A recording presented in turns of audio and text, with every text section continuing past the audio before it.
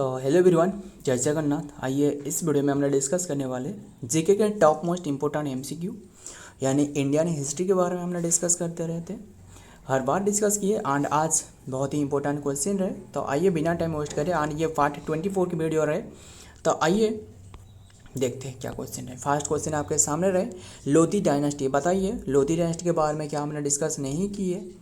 जो जब भी हमने लोधी डायनेस्टी यानी दिल्ली सल्तनत के बारे में हमने डिस्कस करते रहते, वो सारे के सारे हमने रिकल करते हैं।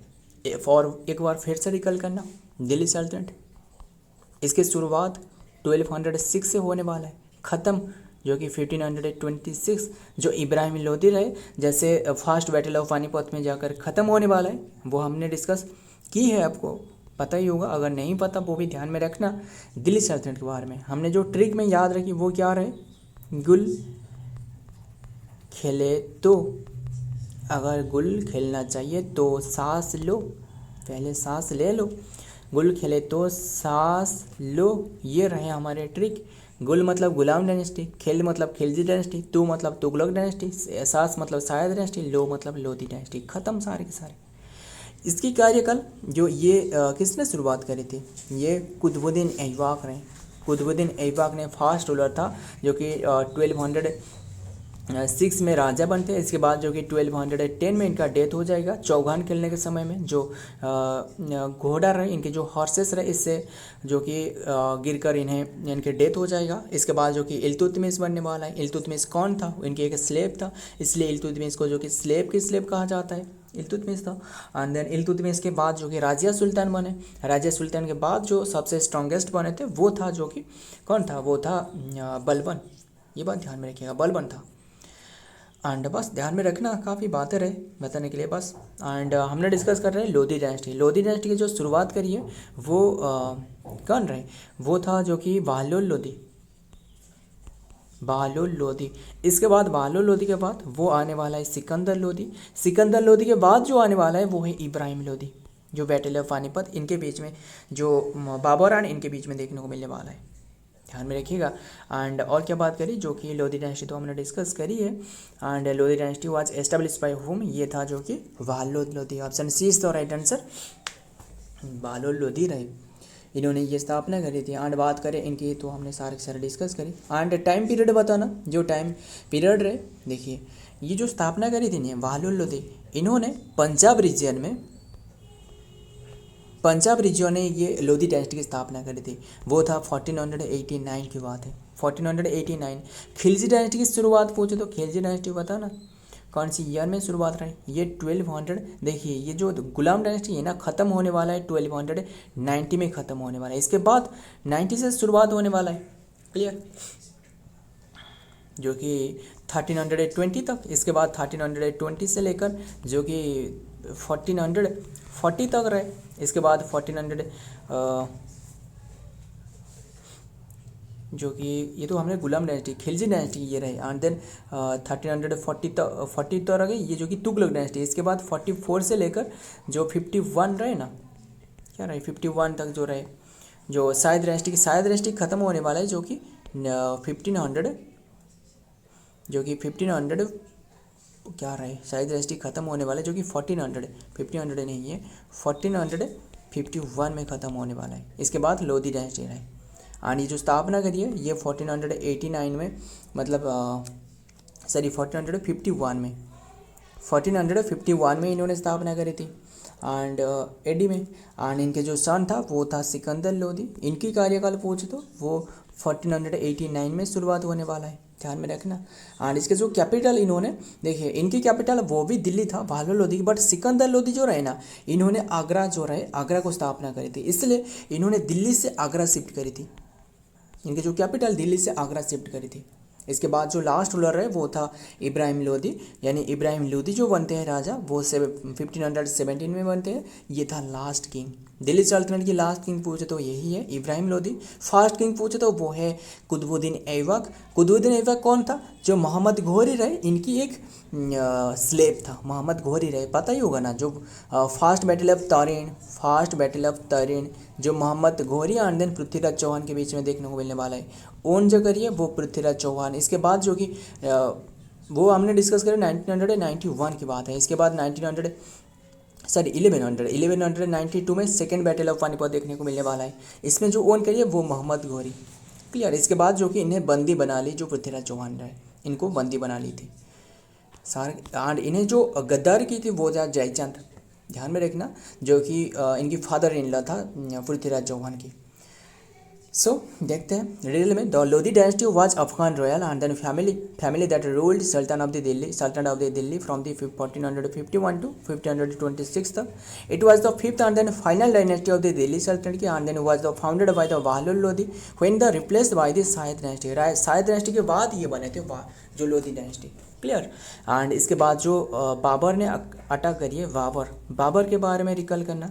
एक तो ध्यान में रखना है 26, 27, 28, 29 एंड 30 में इनका डेथ रहे। 20 ये हमने ऐसे भी याद रखी थी। पान खाओ चिल्ला के गाओ, पान खाओ चिल्ला के गाओ। पान मतलब पानीपत, खाओ मतलब खनवा, चिल्ला के मतलब चांदेरी, गाओ मतलब घाघरा। खत्म सारे के सारे ये जो 4 बैटल रहे ये खत्म, सारे के सारे बाबर ने वन करी थी। क्लियर। इसके बाद बाबर की बेटा पूछे तो वो था हुमायूं था। हुमायूं को बेटा पूछे तो वो अकबर था। अकबर की बेटा पूछे तो जहांगीर था। काफ़ी बातें रहे बताने के लिए, जहांगीर था। एंड इसके बाद जो असल में बाबर के बाद हुमायूं रहे। हुमायूं की जो कि इनके कार्यकाल जो कि 1530 में शुरुआत होने वाला है 1540 तक, यानी कि 2 टाइम में जो कि कार्यकाल रहे। इसके बाद जो कि 1540 में जो शेरशाह सूरी के साथ जो बैटल देखने को मिलने वाला है। एंड इसके बाद जो कि हारने के बाद इन्होंने 15 ईयर तक जो कि मतलब दिल्ली सिंहासन से जो कि दूर रहे। ध्यान में रखना 1555 तक। इसके बाद 1555 में बैरम खान के सहायता में इन्होंने फिर से ओन करी। फिर भी इन्होंने मतलब ज़्यादातर नहीं टिक पाई, मतलब इनकी डेथ हो जाएगा। जो दिन्हाई पन्हाई जो क्या रहे, दिन इन्हाई पन्हाई जो इन्होंने एक लाइब्रेरी बनाई थी, वहाँ से गिरकर इनका डेथ हो जाएगा। ऐसे बताया जाता है इन्होंने शराब पी रखी थी, इसलिए जो कि इनका डेथ हो जाएगा। किसका? हुमायूं का। नेक्स्ट देखते हैं। हुमायूं को बेटा पूछे तो वो अकबर था। अकबर ने सेकेंड बैटल ऑफ पानीपत लड़ी है। कौन सी ईयर में बताना? वो था 1556 में, 1556। एंड एग्जैक्ट डेट पूछे तो वो था 14 नवंबर। एंड ये सेकेंड बैटल ऑफ पानीपत में जो इनके और से जो अकबर के और से लड़ रहे थे वो था बैरम खान एंड जो और किसके बीच में? हेमू के बीच में। ओन किसने करी है? बैरम खान ने ओन करी थी। बैरम खान को किसने मरवाई थी? वो था अकबर ने मरवाई थी। काफ़ी बातें रहे। एंड ये जो ओन करी थी वो तो बैरम खान रहे। अगर बैरम खान ना होते तो अकबर की हालत पूरी तरह बिगड़ गए होते। ध्यान में रखना, बैरम खान की सहायता में। एंड मतलब जो अकबर के शक हुआ कि अगर जो बैरम खान इतना प्रसिद्ध हो रहा है तो अगर क्यों ना लोगों ने इन्हें सपोर्ट करने लगे, इन्हें राजा बना दे तो क्या होगा, इसलिए जो ने इन्हें मरवाई थी। ध्यान में रखिएगा। एंड जो कि थर्ड बैटल ऑफ पानीपत पूछे तो वो 1761 रहे, जो दुरानी एम्पायर एंड जो मराठा एम्पायर रहे। Clear. Who compose the poem जो कि पर्शियन लैंग्वेज में विद द नेम गुलरुखी किसने कंपोज करी थी? वो था, कौन था? Sikandar Lodhi.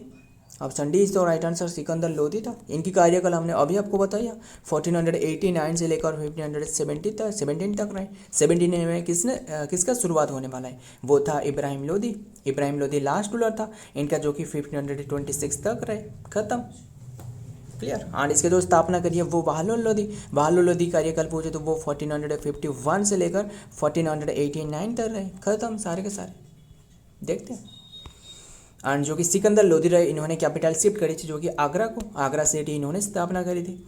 Sikandar Lodhi the sultan of the Delhi and then second ruler of the Lodhi dynasty compose the Persian poet under the pen name. इसका जो नेम था, पेन नेम गुलरुखी था नाम।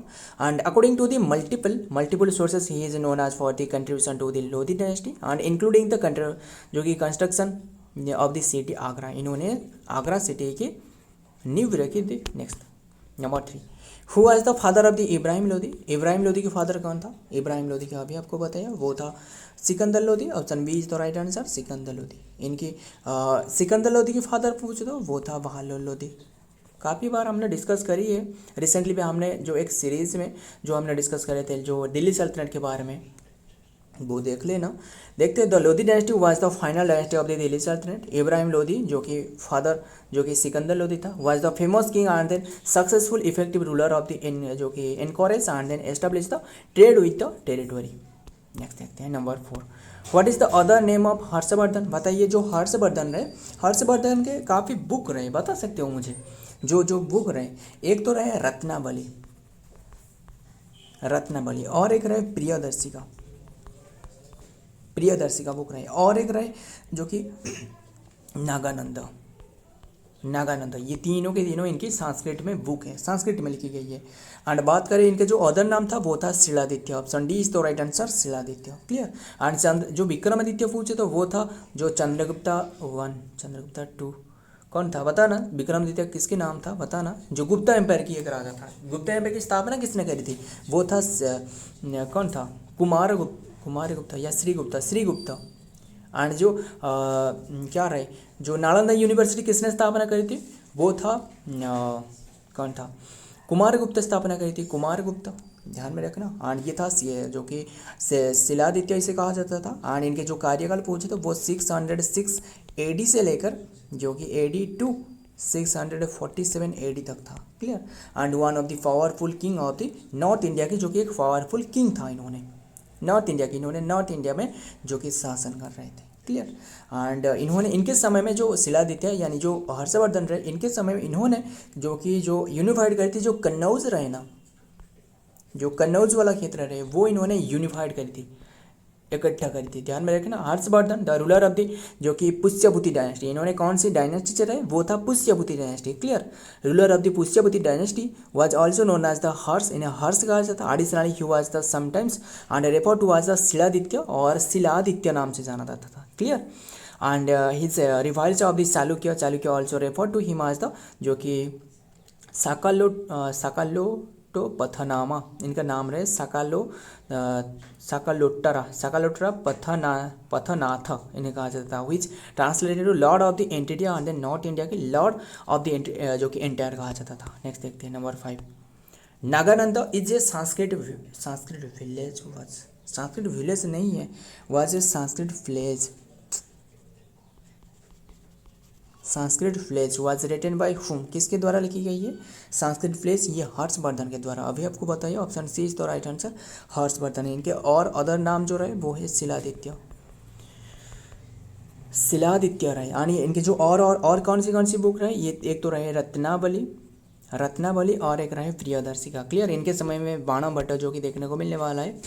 एंड जो संस्कृत फ्लेज जो कि Nagananda and was written by the Harshavardhan, also known as the Harsha कहा जाता है। He was the Indian empire ruled जो कि 606 से लेकर 647 तक इन्होंने रूल करी है नॉर्थ इंडिया में। And beside the Naganand he is also credited with the writing 2 other Sanskrit fledge जो कि रत्नावली एंड देन प्रियदर्शिका। इनकी बुक है, बहुत ही इंपॉर्टेंट है, ये काफ़ी बार एग्जाम में पूछे जा चुकी है। क्लियर। नेक्स्ट देखते हैं। Nataraj in history represent which god? ये रिप्रेजेंट करती है जो कि Shiva. Option B is the right answer. ये मतलब डांसिंग फिगर ऑफ शिवा, यानी जो तांडव रहा है इसे कहा जाता है। यानी ये चोला एम्पायर की है, चोला एम्पायर की। क्लियर।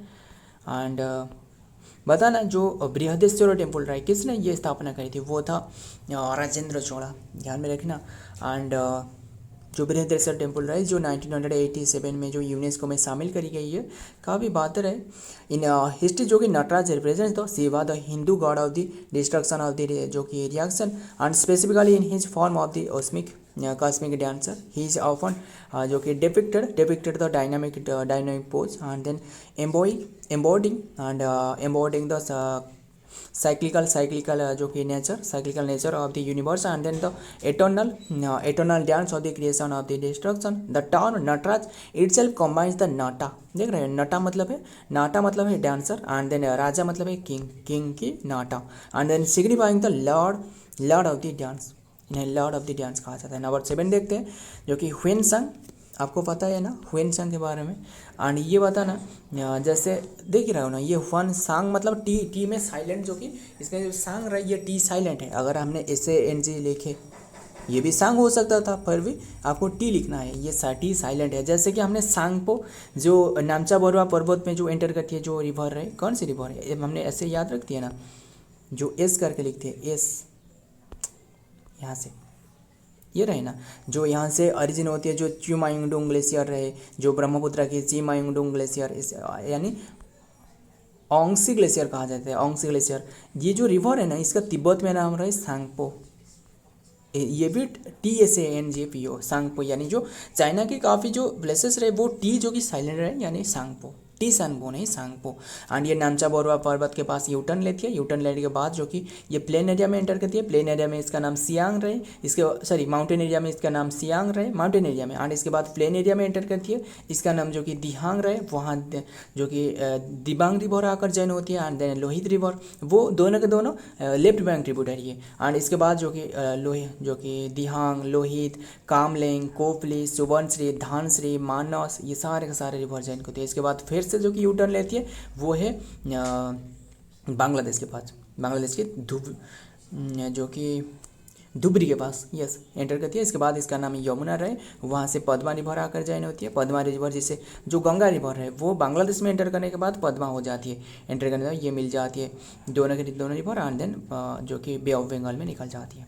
क्लियर। ये सबसे लार्जेस्ट जो बनाती है डेल्टा वो था सुंदरबन डेल्टा, 75,000 स्क्वायर किलोमीटर में। क्लियर। ये क्या रहा है जो कि ह्वेनसांग पिलग्रिम जो कि spend about the how many year in the dominion of Harsha. Harsha के समय में इन्होंने कौन से ईयर इनके कार्यकाल में रहे, वो 8 ईयर तक रहे। Option D. असल में जो ह्वेनसांग रहे इन्होंने लगभग 15 या फिर 16 ईयर तक रहे, 15 ईयर तक रहे इंडिया में। बट इन्होंने जो हर्ष के दरबार में रहे, यानी इनके जो कार्यकाल में वो 8 ईयर तक रहे। क्लियर। और इनके जो इन्होंने जो रहे वो 635 से लेकर 643 तक रहे, है ना। हमने डिस्कस करी ना, जो हर्षवर्धन रहे इनके कार्यकाल 606 से लेकर 606 AD से लेकर 647 तक रहने वाला है। क्लियर। एंड हर्षवर्धन जो रहे इसके बाद ये तो हमने जो कि 635 से 643 तक जो ह्वेनसांग रहे, जो एक चाइनीज पिलग्रिमेज रहे, इन्होंने विजिट करे थे। क्लियर। सारे के सारे ध्यान में रखना। एंड देखते हैं ह्वेनसांग जिसे जुएंगसांग कहा जाता है, Xuanzang the Chinese Buddhist pilgrim and then spend the approximately जो कि 8 year and then dominate of the Harsha and then 635 से लेकर 643 तक रहे। He travel the India during the Harsha region के समय में, study the Buddhism and then collect the sculptures जो कि स्क्रिप्चर्स। नेक्स्ट देखते हैं number 8, what is the meaning of the nadu. Nadu which represent Chola empire. बताइए what is the meaning of Nadu. Nadu का meaning क्या है जो कि रिप्रेजेंट करी जाती है चोला एम्पायर में। इसका मीनिंग है जो कि डिस्ट्रिक्ट। ऑप्शन सी इज तो राइट आंसर, ये डिस्ट्रिक्ट है, इसका मीनिंग है डिस्ट्रिक्ट।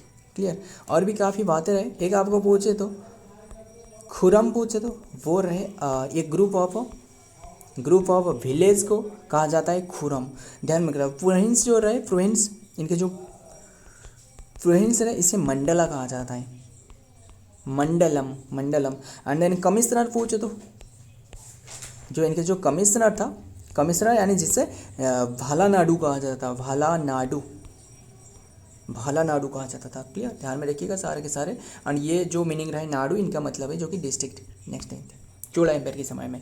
इन दी चोला एम्पायर जो कि kingdom was the divided into the mandalam. देख सकते हो मंडलम और प्रोविंस में डिवाइडेड करवाया जाता था। And then each mandalam divided into the Valanadu. देख रहे हैं ना, भालानाडु यानी कमिश्नरी जो रहे, द नाडु जो कि डिस्ट्रिक्ट रहे, एंड देन खुरम जो कि ग्रुप ऑफ विलेज। खत्म। जैसे अभी के टाइम में विलेज रहे, पंचायत रहे, पंचायत के बाद जो कि पंचायत समिति रहे, पंचायत समिति इसके बाद जो ब्लॉक रहे, ब्लॉक के बाद कुछ ब्लॉक के लेकर जो कि डिस्ट्रिक्ट बने होती है, डिस्ट्रिक्ट के बाद जो कि स्टेट बने होते हैं। ये तो आपको पता ही होगा। स्टेट के लेकर जो कि पूरी देश रहे यानी कंट्री बने होते हैं। कंट्री को लेकर जो कि कंटिनेंट रहे, कंटिनेंट सारे कंटिनेंट को लेकर जो कि एक होल वर्ल्ड रहे। खत्म। And who is the founder of the Muslim ruler of India.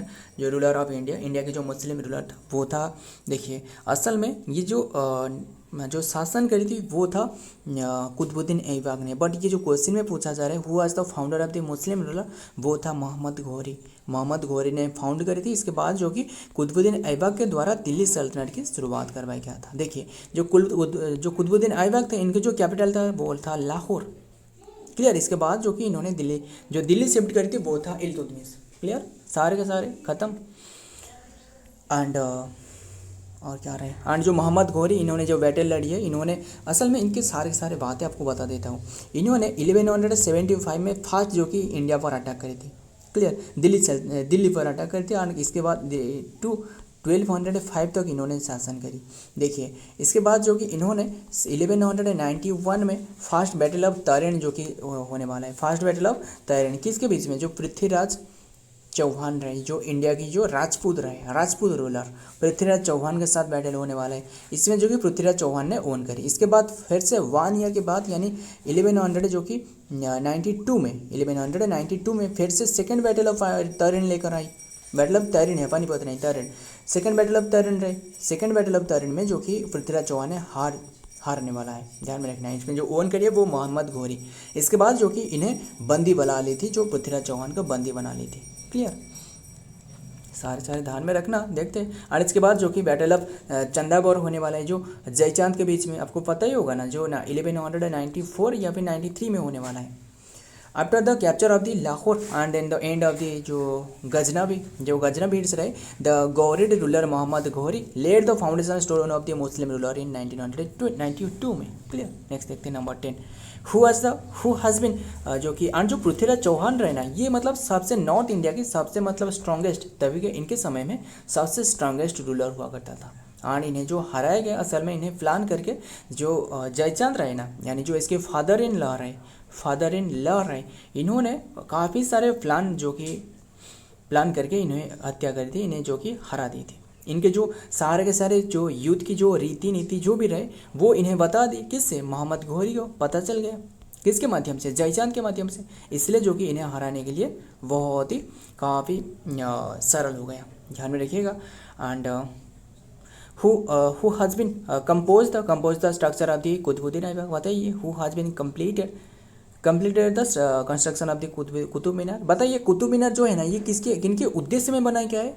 ये है बख्तियार काकी, जो क्या रहे, बख्तियार काकी के उद्देश्य में ये बनाया गया कुतुब मीनार।